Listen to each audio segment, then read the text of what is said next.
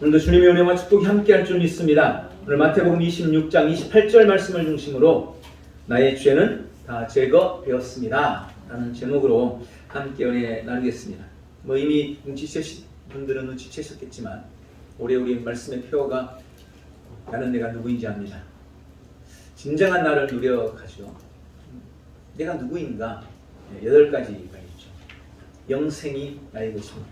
나는 영생을 가진 자입니다. 나는 의인입니다. 의가 나의 것입니다. 그리고 죄사함이 나의 것입니다. 지금 순서대로 진행되고 있습니다. 오늘은 죄사함에 대한 말씀, 죄 제거에 대한 말씀도 함께 나누겠습니다. 우리가 신앙생활을 하다 보면 많이 듣는 단어, 또 많이 사용하는 단어 중 하나가 용서라는 단어입니다. 우리가 주님으로부터 용서받았죠. 또 주님도 우리에게 끊임없이 용서라고 말씀하십니다. 그런데 이 용서라는 단어가 우리에게 진리와 좀 다른 개념을 심어주는 경향이 있습니다. 그래서 오늘은 지난 2주간에 걸쳐서 함께 나눴던 의에 대한 말씀을 마무리하며 정리도 해가면서 이 죄에 대한 성경적인 관점에 대해서 함께 은혜를 나누려고 합니다. 죄가 제거됐다. 이런 단어는 우리가 흔히 들어봤던 단어는 아니에요. 죄 사함 받았다. 성경 그렇게 쓰니까. 또 죄 용서 받았다. 이건 쉽게 받아들일 수 있는 죄 제거는 도대체 뭔가. 네. 이 부분에 대해서 함께 생각하며 은혜를 나누려고 합니다. 그래서 먼저 생각해 봐야 될 것은 죄 제거와 죄 용서에 관한 이야기입니다. 죄 제거는 뭐고 죄 용서는 뭔가. 여기서 말하는 죄 제거라는 말은 우리가 흔히 사용하는 죄 용서와는 약간 구별되는 개념입니다. 대부분의 성경 번역에서 우리가 헷갈리는 부분이 죄 사함이라는 단어, 죄 용서라는 표현일 겁니다. 이 죄 사함이라는 단어가 우리가 거듭나면서 본성적으로 가지고 있던 죄성을 완전히 없애는 것을 의미하는지, 네. 죄 사함 받았습니다 라고 할 때 우리가 본성적으로 가지고 있던 모든 죄가 제거됐다, 이걸 의미하는지, 아니면 우리가 거듭난 다음에도 삶을 살면서 자꾸 잘못을 저지르잖아요. 그게 우리의 현실인 거예요. 자꾸 죄를 지어요. 근데 그렇게 지은 우리 죄를 또 사해 주신다는, 용서해 주신다는 개념인지, 이 죄사함, 죄 용서라는 개념이 분명하지가 않은 겁니다. 우리 죄의 본성이 바뀌는 거하고 지은 죄가 사해지는 거하고는요, 여러분 개념이 완전히 다른 거예요. 그런데 이 개념을 성경이 명확하게 구분하지를 않았습니다. 그래서 우리가 예수님을 믿었을 때 예수님이 우리 죄를 다 용서하셨습니다 라고 하면 아멘 하잖아요. 그것은, 그 죄는 우리의 과거의 죄, 내가 지금 현재 짓고 있는 이 죄, 그리고 앞으로 우리가 지을 죄까지 다 포함한 겁니다. 예수님이 그 모든 죄를 다 용서해 주셨습니다. 십자가를 통해서 피 흘리심으로 우리에게 그런 용서를 주신 겁니다 하면 누구나 아멘 해요. 여러분, 이 말에 의의를 제기할 사람은 아무도 없습니다. 예수님은 나의 과거의 죄도, 나의 현재의 죄도, 나의 미래의 죄도 다 용서하시기 위해서 십자가를 지셨기 때문입니다. 그래서 다 용서받았다, 이걸 우리는 확신합니다. 그런데 그렇게 고백해 놓고는 이미 예수 믿고 용서받은 우리가 그 이후에 죄를 짓는 것에 대해서 용서받았다면요, 다 이미. 그런데 우리가 또 죄를 지어. 그러면 그때 또 가가지고 아이고 또 죄 지었네, 주님 용서해 주시옵소서. 그러면 주님이 또 우리를 용서해 주신다, 이런 개념을 가지고 신앙생활을 하고 있는 겁니다. 근데 이건 논리적으로 모순된 거예요. 아니, 예수님이 십자가 지실 때 나의 과거, 현재, 미래 죄까지 다 용서하셨다니. 내가 예수님을 믿을 때 이미 다 용서받았다네. 근데 내가 지금 또 죄 짓는다고 또 오늘도 용서해달라 그러면 주님이 또 나를 용서해줘? 그럼 뭔가 모순된 거잖아요, 논리적으로. 이미 미래 죄까지 용서받았다면서 또 용서받아야 한다, 당연히 헷갈릴 수밖에 없는 것입니다. 이러한 부분을 조금 이해하기 쉽게 표현한 것이, 번역해 놓은 것이 킹제임스 버전이라 그래요. 특히 킹제임스 영어 성경에서는 우리가 예수 그리스도를 믿어서 거듭남으로 모든 죄를 해결했다는 이 죄사함을 표현을 명확하게 표기했습니다. Remission of sins. Remission of sins. 이렇게 표현했어요. 죄사함 받았는데 우리가 거듭날 때 모든 죄가 제거됐다. 이걸 Remission of sins라고 표현했고, 그 다음에 우리가 거듭난 이후에 우리가 뭔가 잘못을 저질렀어.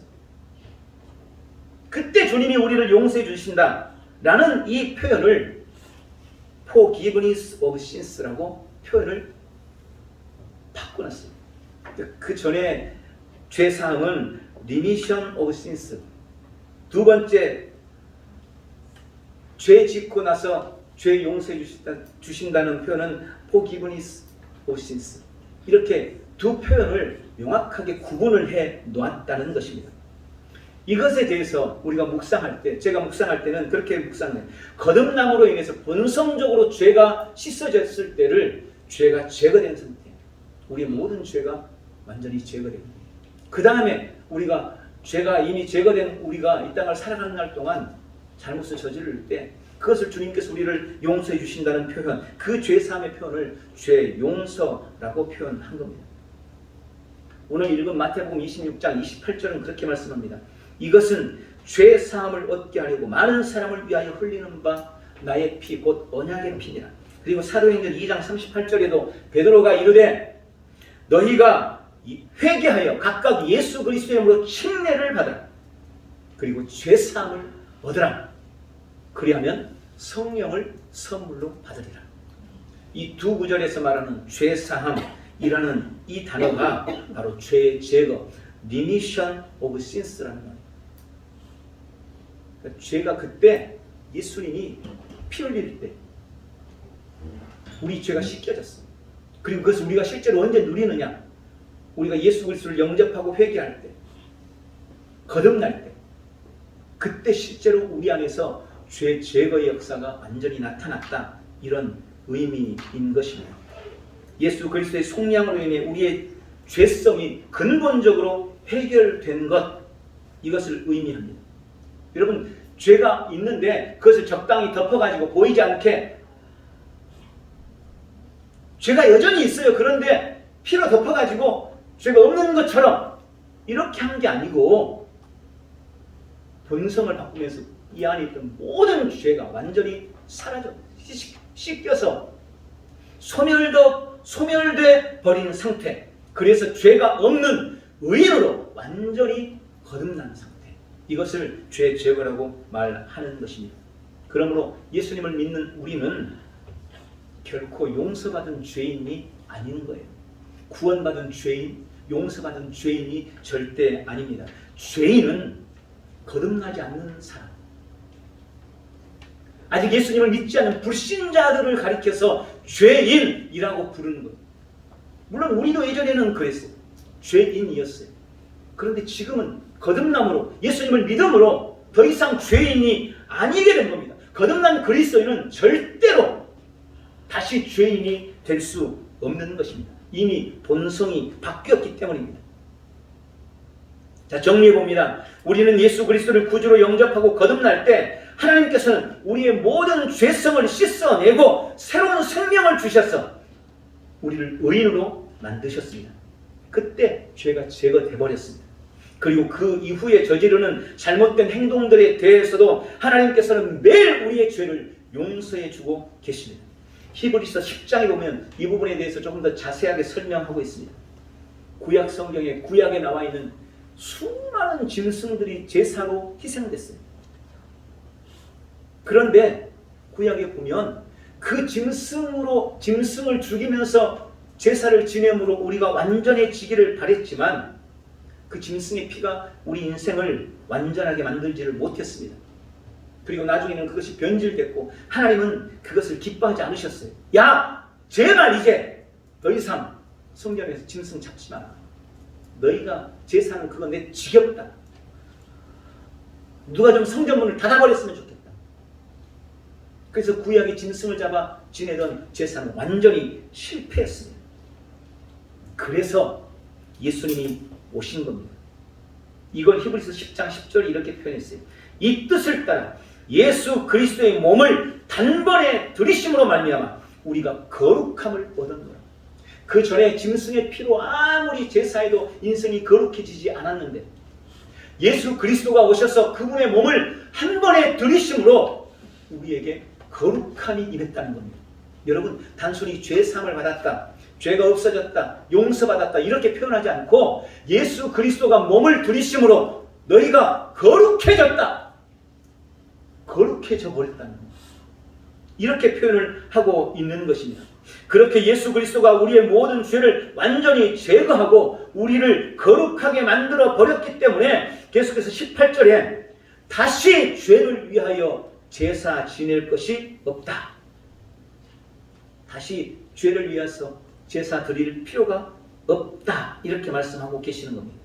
여러분, 제사의 목적은 예수의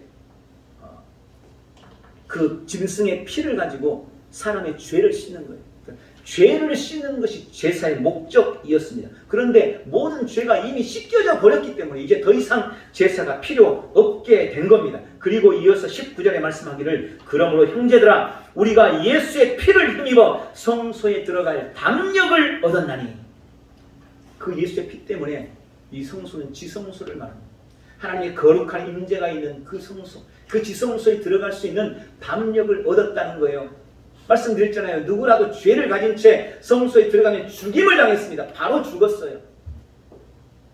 거룩해지지 않으면, 의인이 되지 않고는 성소에 들어갈 수가 없는 거예요. 그런데 우리는 예수의 피로 말미암아 이제 성소에 마음대로 들어갈 수 있도록 변화됐다는 겁니다.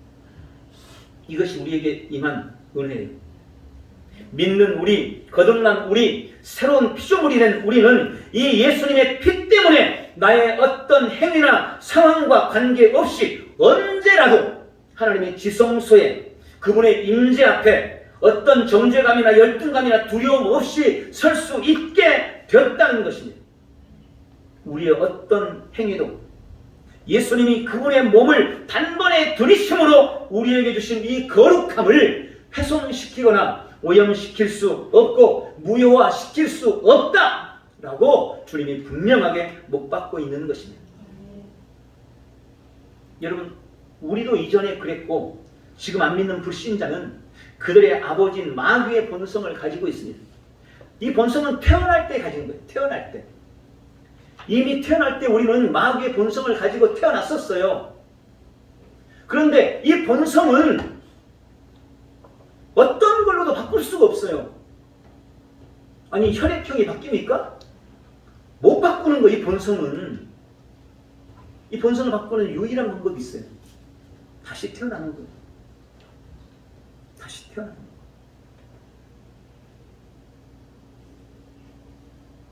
지씨를 못 바꿔 절대. 성을 바꾸려면 어떻게 해야 돼? 김씨 밑으로 다시 태어나면 돼. 그러면 김씨가 될 수 있어. 다시 태어난 것 외에는 방법이 없어요. 그래서 우리가 의의 본성으로 거듭나려면, 다시 태어나려면 거듭나는 방법 외에는 다른 방법이 없는 겁니다. 우리의 죄의 본성이 해결받기 위해서는 반드시 거듭나야 되는 거예요. 다시 태어나야 되는 거예요. 우리는 예수님을 영접함으로 우리의 본질인 영이 하나님의 영 안에서 다시 태어났습니다. 그러면서 우리의 모든 죄가 완전히 제거돼서 소멸되어 버렸습니다. 하나님께서 주신 새 생명, 조의 생명을 가진 하나님의 자녀로 다시 태어난 겁니다. 이게 우리예요. 이게 바로 납니다. 이게 거듭난 우리의 실존, 우리의 정체인 것입니다. 그리고 두 번째로, 그런 우리의 의는 결코 취소되지 않습니다. 그럼 어떻게 거듭난 그리스도인들이 죄를 지으면, 그렇게 거듭난 그리스도인들이 죄를 지으면 그때는 그건 어떻게 되는 겁니까 도대체? 죄를 짓지 않고 사는 것 같지 않은데 죄를 짓는 그 죄는 어떻게 돼야 됩니까? 어떻게 되는 겁니까 도대체? 이런 질문이 자연스럽게 생길 수가 있는 거죠. 자, 일단 먼저 기억해야 돼요. 반복하는 겁니다. 우리가 분명히 알아야 될 것은 예수 그리스도를 믿음으로 죄가 제거되고 새롭게 태어난 그리스도인이라면 어떤 잘못을 저질러도 그 행위로 말미암아 거듭난 내 본성이 취소되지 않는다. 나의 본질인 영은 이미 죄를 지을 수 없기 때문이다. 이 부분에 대해서 우리가 명확하게 기억해야 됩니다. 그러나 혹 우리의 혼이나 우리의 몸이 죄를 짓는다면 그럴 때는 하나님께 죄를 자백하고 바로 용서를 받으면 된다는 거예요. 그래서 요한 1서 1장 9절에 그 말씀을 주신 겁니다. 만일 우리가 우리 죄를 자백하면 저는 믿으시고 의로우사 우리 죄를 사하시고 우리를 모든 불의에서 깨끗게 하실 것이요. 여기서 말하는 우리 죄를 사한다는 의미가 바로 아까 말씀드린 remission of sins가 아니고 forgiveness of sins. 단어가 다른 거 완전히 단어가 달라요. 이걸 우리가 기억해야 되는 것입니다. 요한 1서 1장 9절의 말씀, 방금 제가 말씀드린 이 말씀은 그 문맥상 그리스도인들, 특히 영적으로 어린 아이들, 영적으로 미성숙한 성도들에게 주시는 말씀입니다.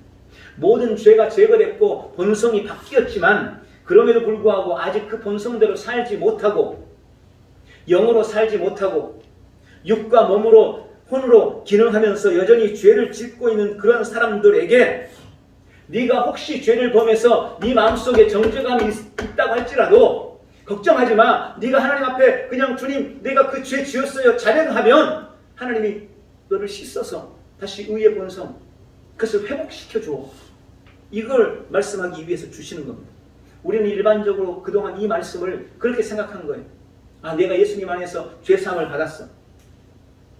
깨끗해졌어. 그런데 내가 또 죄지어. 그럼 내가 다시 더러워져. 그럼 내가 주님 앞에 주님이 용서해 주시옵소서.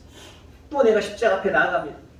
그러면 주님이 아이고 네가 또 실수했구나. 네가 또 잘못 저질렀구나. 아이고 그러니까 그러지 말라니까 이러면서 그래도 내가 용서해 줄게. 다시 또 죄가 씻겨지고 그 다음에 내가 또 감사합니다 이랬다가 또 세상 나가서 그 죄 지으면 또 더러워지고 그러면 주님이 아이고 이놈아 이러면 또 씻어주고 우리는 자꾸 이런 식으로 생각을 해요. 반복해서 우리가 죄인이 됐다가 용서받으면 의인이 됐다가 또 할 수 없이 죄지니까 다시 죄인이 됐다가 다시 또 용서해 주세요 그러면 또 의인이 됐다가 이렇다고 우리가 생각을 하는 거냐. 우리도 모르는 사이. 여러분 절대 그렇지 않습니다. 절대 그렇지 않습니다. 그런 일은 벌어지지 않습니다. 그리고 이 말씀은 절대 그런 개념이 아닙니다. 예수님의 속량, 예수님의 구속, 예수님이 당신의 몸을 드리면서 치르셨던 제사는 완벽했고 이미 우리는 완전한 의인입니다. 본성적으로 의인이 된 우리는 더 이상 또다시 죄를 짓는다고 더 이상 죄인으로 다시 돌아가지 않습니다. 하나님께 우리는 항상 의인일 뿐이고 우리는 어떤 모습을 가지고 있더라도 언제나 담대하게 하나님 앞에 나아갈 수 있는 그런 자격을 갖춘 자입니다. 로마서 6장 14절에 그렇게 말했습니다. 죄가 너희를 주장하지 못하리니 이는 너희가 법 아래에 있지 아니하고 은혜 아래에 있음이라. 여러분 우리가 잘못을 안 하기 때문에 이런 말씀을 주신 게 아니에요. 우리가 여전히 잘못을 하고 있음에도 불구하고 주님은 분명하게 말씀하는 겁니다. 죄가 너희를 주장하지 못해. 그 이유를 그렇게 말씀하십니다. 너희가 법 아래에 있지 않고 은혜 아래에 있기 때문이다. 여러분 우리는 법 아래에 있지 않아요. 은혜 아래에 있어요. 원래 법이 왜 주어진지 아세요? 사람이 잘못을 해놓고도 그것이 잘못인지를 모르니까 야 너 그렇게 하는 건 잘못이야. 사람을 죽였는데도 그게 잘못인지를 모르는 거예요. 법이 없을 때는. 아니 법적으로 사람을 죽이면 잘못이야. 너도 사형. 이게 정해지지 않을 때는 내가 사람을 죽이면 힘센 사람이 약한 사람 거느리고 죽이는 거 당연한 거 아니야? 죄인 줄 몰라요. 그래서 법을 만든 거예요. 그래서 법이 사람을 죄인으로 만든 겁니다. 그런데 성경은 뭐라고 말씀하세요? 우리는 이제 더 이상 법 아래 있지 않대요. 우리에게는 더 이상 법이 필요가 없어요.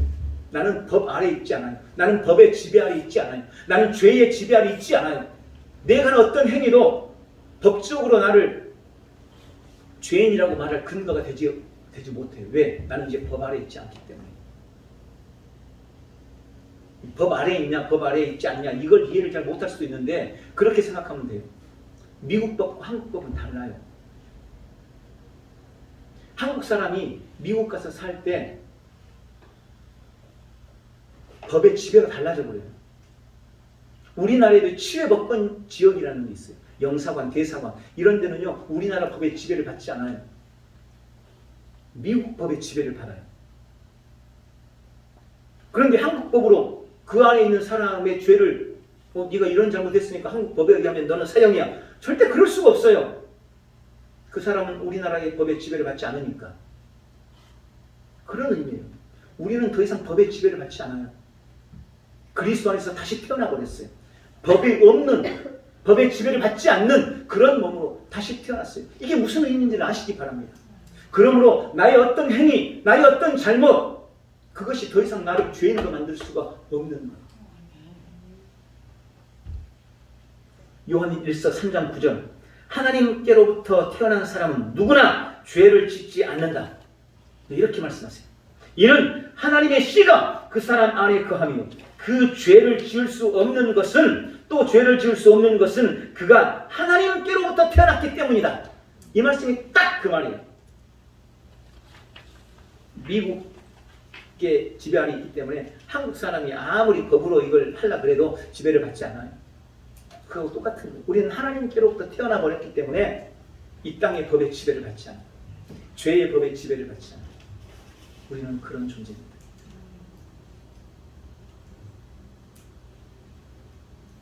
오늘 요한일서 1장 9절 이것은 우리가 은혜에 대해서 아직 깨닫지 못한 영적으로 어린 사람들이 그들의 행동으로 말미암아 정죄감에 빠질까 봐 우리는 법 아래 법의 지배를 받지 않는데 아직 이것을 깨닫지 못한 영적으로 미숙한 사람들이 예전에 지은 그런 죄들 나도 똑같이 지었기 때문에 또 죄인이라는 정죄감 때문에 하나님이 주신 의의 본성을 누리지 못할까 봐 하나님께서 아니야 네가 그냥 자백만 해. 그럼 너는 정죄감이 없는 의의 본성 그걸 누리는 삶을 살 수 있어 라고 해서 주시는 말씀인 거예요. 그래서 정확하게 말하면 용서를 받기 위해서 자백하는 것이 아니라 이미 이루어진 용서를 내 것으로 삼고 의의 본성을 누리기 위해서 자백하라고 말씀하십니다.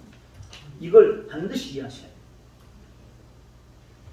여러분 제가 지금 지난 2주일 그리고 지금 죄 제거에 대한 말씀까지 계속 시간을 투자하면서 이 말씀을 반복하고 있는 것은 생각보다 훨씬 죄가 또 특히 정죄감, 이 죄책감이 우리 신앙생활이 주는 영향력이 크기 때문에 그런 겁니다. 하나님이 주시는 은혜를 누리지 못하게 하는 가장 첫 번째 요소가 죄책감이에요. 정죄감이에요. 자꾸 나를 죄인이라고 생각하기 때문에 주님의 은혜를 온전히 누릴 수가 없는 겁니다. 그러니까 반복되고 있는 이 말씀을 부담스럽게 여기지 마시고 이번 기회를 통해서 이 죄에 대한 문제를 완전히 해결하시기를 주님의 이름으로 축복합니다. 아멘. 그래서 우리는 세 번째로 말씀으로 우리의 생각을 바꾸고 행동을 조정해야 됩니다. 아멘. 여러분 세상은 영적인 세계가 있고 혼적인 세계가 있고 육적인 세계가 있습니다. 이것을 크게는 그렇게 나눠요. 눈에 보이는 세계, 가시적인 세계라고 있어요. 그리고 눈에 보이지 않는 세계, 비가시적인 세계라고 부릅니다. 그리고 우리가 알고 있는 진리, 비가시적인 세계, 눈에 보이지 않는 세계가 눈에 보이는 세계를 지배하고 다스려요. 눈에 보이지 않는 세계가 눈에 보이는 세계보다 훨씬 큽니다. 그리고 눈에 보이지 않는 세계가 눈에 보이는 세계를 지배해요. 신앙 안에서도 마찬가지, 우리 사람도 마찬가지입니다. 우리 사람은 영과 혼과 육으로 구분되어 있어요. 그래서 우리가 흔히 고백하는 진리 있잖아요. 계속 제가 주보에 기록하고 있는 고백. 나는 영입니다. 혼을 가지고 있고 육체 안에 몸 안에 살고 있습니다. 여러분 나는 영이에요. 진짜 나는 영입니다. 예전에는 영이 소멸되고 영이 죽어버렸어요. 그게 죄가 주는 인생의 불행이었어요. 그래서 혼과 육으로밖에 살 수가 없었어요. 그런데 예수님을 믿을 때 새 영이 내 안에 들어왔어요. 하나님의 영, 하나님의 생명, 생명을 주는 영, 그게 진짜 내가 된 거예요. 그게 나의 본질이에요. 그래서 나는 영입니다. 혼을 가지고 있고 육체 안에 지금 살고 있는 것입니다. 눈에 보이지 않는 세계가 눈에 보이는 세계를 지배하고 다스리는 것처럼 사람의 변화 역시 영으로부터 시작되는 겁니다. 영으로부터 비롯되는 겁니다. 보통의 사람들은 흔히 눈에 보이는 현상을 따라 판단합니다. 그리고 성도들도 예외가 아닌 것 같아요. 이 죄에 대해서도 많은 사람들이 죄를 짓고 사는 사람들의 모습을 보면서 또 그리스도인들도 죄를 짓는 모습을 보면서 그렇게 생각하는 거예요. 아, 사람은 결국 죽을 때까지 죄를 지을 수밖에 없고 그것은 그리스도인들이라고 해도 마찬가지구나. 그래서 스스로를 늘 죄인이라고 생각하는 겁니다. 나는 어쩔 수 없는 죄인이야. 이 땅에 살 때는 어쩔 수 없는 나는 죄인일 수밖에 없어. 그렇게 자신을 죄인이라고 기정사실화해놓고 그런 생각을 바탕에 깔고 그런 생각으로 성경을 보고 그런 생각으로 설교를 들어요. 그리고 의인인지 죄인인지를 판단할 때도 그런 생각을 가지고 판단하고 결정을 하는 겁니다. 그래서 누군가가 나는 의인입니다 라고 말해요. 목사님이 나는 의인이래. 목사님이 자기는 의인이래 라고 말하면 사람들은 어떻게 생각해요? 보면서 그래요. 목사님이 진짜 의인처럼 사는지 행동은 진짜 의인처럼 하는지 보자 이러고 보는 거예요. 그러면서 이제 가다가 새벽에 차량 운행하다가 신호등이라도 어기고 딱 지나가면 봐봐 목사님 죄인이잖아 이런 식으로 판단하는 거예요. 신호도 제대로 안 지키네 죄인이잖아. 이렇게 생각을 하고 그렇게 사람을 판단하고 결정하는 것입니다. 그러면서 자기는 의인이라고 말하는 그 사람을 가리켜서 뭐라고 생각해요? 위선자야. 위선자지.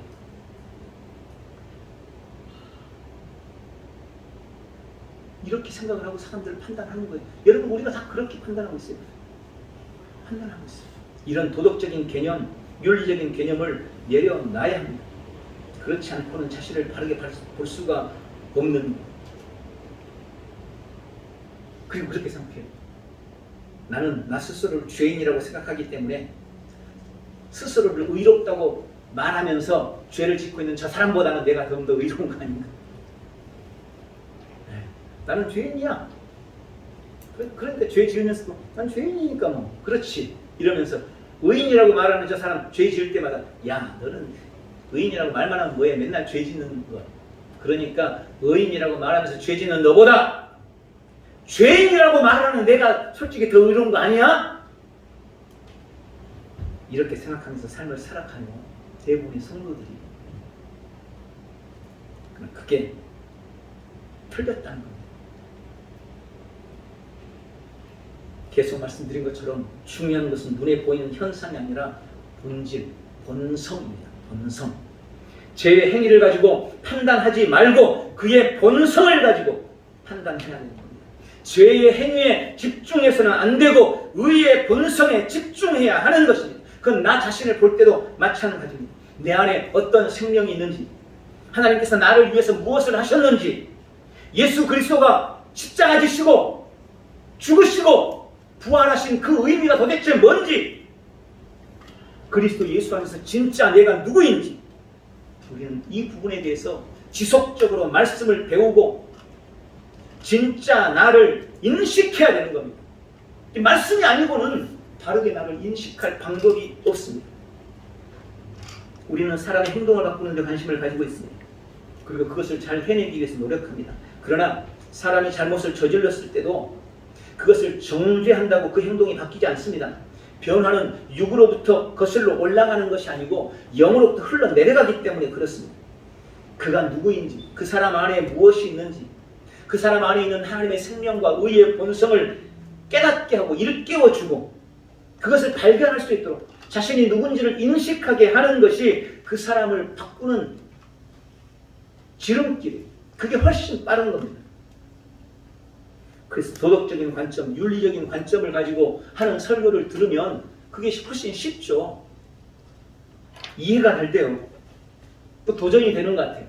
그러나 실제로 변화는 나타나지 않습니다. 진짜 변화를 위해서는 우리의 생각을 하나님의 말씀으로 새롭게 구성하고 바꿔나가야 되는 겁니다. 그것이 행동을 바꾸는 비결입니다. 생각이 다르면 자연히 행동도 달라지게 돼 있습니다. 내 마음이 바뀌지 않는데 행동이 바뀐다고요? 물론 몇 번은 그럴 수 있어요. 그러나 실질적인 변화는 나타나지 않습니다.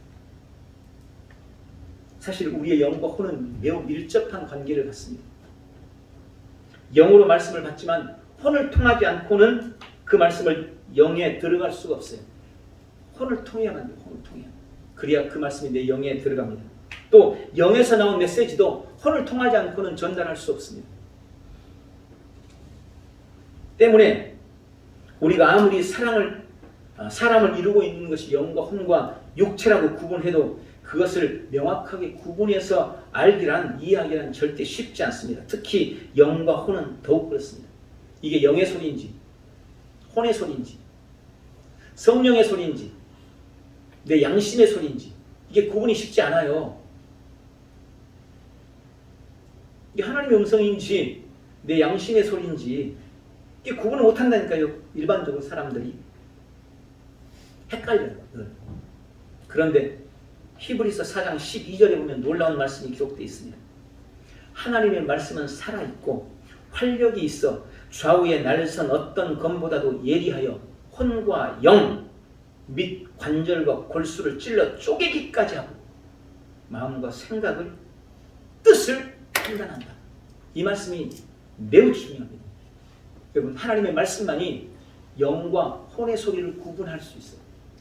하나님의 말씀으로만 성령의 음성과 양심의 소리를 구분해낼 수 있습니다. 하나님의 말씀만이 그걸 판단하는 능력이 돼요. 그래서 우리가 하나님의 말씀을 우리 속에 자꾸 채울 때 영의 소리와 혼의 소리를 구분해낼 수 있고, 그래서 영이 혼을 다스리도록 그런 삶을 살아갈 수가 있는 것입니다. 그러므로 우리는 매사에 하나님의 말씀을 가지고 우리 자신들을 비추어 봐야 합니다. 내가 가진 생각이 매우 윤리적이고 양심적이라 할지라도 그것이 영의 생각과는 다를 수가 있습니다. 그걸 잘 구분해내야 되는 거예요. 언젠가 그런 말씀을 드린 적이 있습니다. 내가 영적인 사람인지 육적인 사람인지는 내 혼이 결정합니다. 내 혼이 영적인 일을 기뻐하고 그 일을 많이 하고 그것에 관심을 가지고 그것을 추구하면 그 사람은 영적인 사람이에요. 그런데 내 혼이 영에는 관심이 없고 육적인 것을 즐거워하고 육적인 소욕과 본능을 따르고 육적인 일을 많이 하고 그것에 관심을 갖고 있으면 그 사람은 누가 뭐라 그래도 육적인 사람인 거예요. 아니, 교회만 나온다고 해서 영적인 사람이 되는 게 아니라니까요. 내 혼이 영을 따르냐 내 혼이 육을 따르느냐 그거에 따라서 그 사람이 영적인 사람이냐 육신적인 사람이냐가 결정이 되는 것입니다. 내가 거듭나서 영이 살고 영생을 가지고 있어도 거듭난 내 영이 혼과 육을 지배하지 못하고 여전히 혼과 육을 따라서만 가고 만다면 그 사람은 누가 뭐래도 불신자와 별반 다를 바 없는 그런 삶을 살 수밖에 없는 겁니다. 너무나 많은 성도들이 그렇게 실제로 살아가고 있어요. 그냥 교회 다닌다는 이유로 난 구원받았다라고 착각하고 생각하고 있는 것뿐이지 하나님이 주신 은혜와 능력을 누리지 못해요. 왜? 영을 따라 살지 않으니까. 그냥 혼과 육을 따라 판단하고 선택하고 결정하고 그렇게 삶을 살아가고 마니까. 그럼 어떻게 해야 될까요? 마지막에 하나님의 말씀을 지속적으로 고백하고 계속 선포해야 합니다. 하나님의 말씀을 내 안에 심고 내 생각을 바꿔가야 됩니다. 내 혼의 말씀을 채워가야 됩니다. 그러면 변화가 나타납니다. 하나님의 말씀이 살아있기 때문에 그렇습니다. 말씀이 살아있어요. 그 살아있는 말씀을 내 혼에 자꾸 심어놓으면 그 말씀이 역사하기 시작하는 겁니다. 구체적으로 그럼 우리가 고백하고 선포해야 될 말씀이 뭘까요? 그리스도의 승리가 나에게 주신 것을 고백해야 됩니다. 그래서 이걸 고백해야 되는 거예요. 내가 누구인지를 자꾸 우리는 고백해야 됩니다. 내가 누구인지를. 나는 의인입니다. 나의 모든 죄는 다 제거되었습니다. 나는 구원받았습니다. 영생을 받았을 뿐만 아니라 우리의 삶의 자리에 모든 질병과 모든 가난과 갖가지 저주로부터 나는 구원받았습니다. 치유와 건강이 나의 것입니다. 부여와 번성과 형통이 내 것입니다. 내 안에는 하나님이 주신 놀라운 평강이 자리하고 있습니다. 이 평강을 빼앗을 것은 아무것도 없습니다. 나는 세상을 다스리고 상황을 다스리고 정복하는 승리자입니다. 여러분, 그리스도가 날 위해 그 일을 다 이루셨어요. 그게 진짜 나예요. 이걸 우리가 입술로 계속해서 고백해야 돼요. 그걸 고백하셔야 돼요. 내가 누구인지, 그리고 내가 무엇을 가지고 있는지, 그리고 내가 무엇을 할 수 있는지,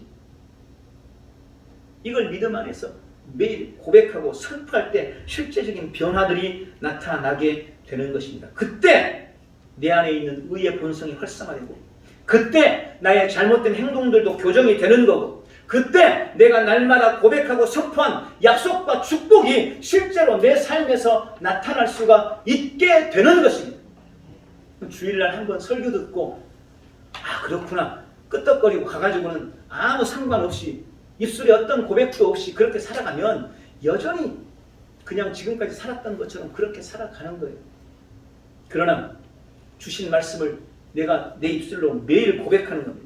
그래서 주보에 지금 이 고백을 실은 거예요. 제가 이 고백을 매일 고백하셔야 돼요. 날 향한 그리스도의 속량에 감사합니다. 나는 거듭남으로 모든 죄가 다 죄버렸습니다. 그리고 나는 날마다 용서받습니다. 그리스도의 승리가 나의 모든 죄를 제거했고 나는 완벽하고 완전한 의인이 되었습니다. 의의 본성은 내 안에서 더욱더 활성화되고 날마다 의가 주는 은혜를 누립니다. 나의 혼과 육은 영의 지배 아래 있습니다. 생명 안에서 정복되고 다스려집니다.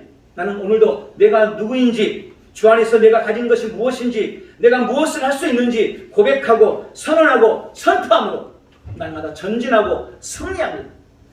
여러분, 여러분의 입술로 매일 이것을 고백하고 그럴 때 여러분의 안에 있는 진짜 내가 이 땅에서 승리의 삶을 누리는 복된 역사가 나타나게 되는 줄 믿습니다. 그런 은혜를 누리시기를 예수님의 이름으로 축복합니다. 말씀을 냈습니다. 나의 죄는 내가 거듭날 때 십자가에서 완전히 제거됐습니다. 그리고 나는 날마다 용서받습니다. 내가 가진 의는 완벽하고 완전한 의입니다. 나의 어떤 행위도 나의 거룩함을 훼손시킬 수 없습니다. 오늘 이 죄에 대한 진리를 분명하게 깨달으시기 바랍니다. 죄는 결코 거듭난 나를 지배할 수 없습니다. 나는 법 아래 있지 않고 은혜 아래 있기 때문입니다. 나는 죄와 상관이 없는 자입니다. 이 놀라운 진리 안에서 날마다 주님이 주시는 이김과 승리를 누리는 복되고 귀한 지체들 다 되시기를 예수님의 이름으로 축복합니다. 기도하겠습니다. 전능하신 하나님 아버지, 날 향한 그리스도의 속량에 감사드립니다. 나는 거듭날 때 나의 모든 죄는 다 제거되었고 나는 거룩함으로 의인으로 거듭났습니다. 그리스도의 승리가 지금 나에게 주어졌습니다. 나는 날마다 내가 누구인지를 고백하고 내가 무엇을 할 수 있는지를 고백하고 내 안에 있는 것을 고백하고 선포함으로 약속하신 그 은혜와 구원과 축복을 나의 전 삶에 누립니다. 주님, 이번 한 주간 사랑하는 귀한 지체들 입술로 자신이 누구인지를 고백하고 선언하고 선포할 때 선포대로, 기도대로, 말대로, 믿음대로 되는 놀라운 은혜를 부어 주시옵소서. 의의 본성을 날마다 누리는 복된 성도들에게 축복하옵소서. 예수님의 이름으로 기도하옵나이다. 아멘. 우리 다 같이 일어나셔서